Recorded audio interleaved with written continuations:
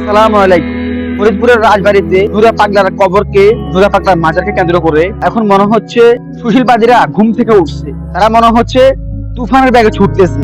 এখন তাদের বিবেক খুলে গেছে, এখন তাদের মানবতার যে দরজা সেটা এখন খুলে গেছে। আর এর আগে তাদের মানবতার দরজা খোলে নাই। যখন এই নুরা পাগলা নিজেকে ইমাম মাহদী দাবি করছিল, দাবি করে আমাদের কোরআনকে অপমান করছিল, তখন কোথায় ছিল এই সুশীলবাদীরা? যখন এই নুরা পাগলা তার কবরকে কাবার গিলের মতো করে কাবার আকৃতি দিয়ে সাজিয়েছিল, সে বেঁচে থাকা অবস্থায়, তখন এই সুশীলবাদীরা কোথায় ছিল? যখন এই নুরা পাগলা, এই নুরা ভণ্ড নিজেকে ইমাম মাহদী দাবি করে তার কবরকে মাটি থেকে প্রায় 12 ফুট উপরে তার কবর বানিয়েছিল, তখন কোথায় ছিল এই সুশীলবাদীরা?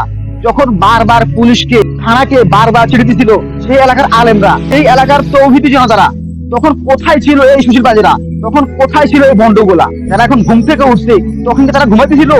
এখন তাদের ঘুম ভাঙছে, এখন একবার মানবতার ফেরিয়ালা হইয়া তারা এখন হাজির হয়ে গেছে। যখন এই নুরা পাগলা আমাদের কোরআনকে অপমান করছিল, আমাদের কোরআনকে বামাত দিয়ে ছুড়ে ফিরছিল, তখন কোথায় ছিল এই পুলিশ বাহিনী?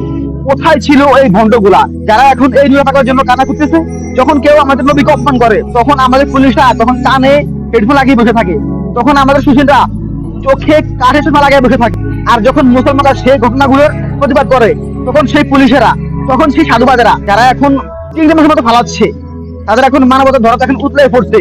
এর আগে তাদের মানবতা ছিল না, আমাদের রাসূলের প্রতি তাদের কোনো মানবতা নাই, আমাদের আল্লাহর প্রতি তাদের কোনো মানবতা নাই, আমাদের কোরআনের প্রতি তাদের কোনো মায়া নাই। যখন একটা শিরকের আস্তানা মানুষ ভেঙে দিছে, তখন সেটা নিয়ে তাদের অনেক মায়া লাগতেছে, তাদের চোখের পানি উপরে সাগর হয়ে গেছে।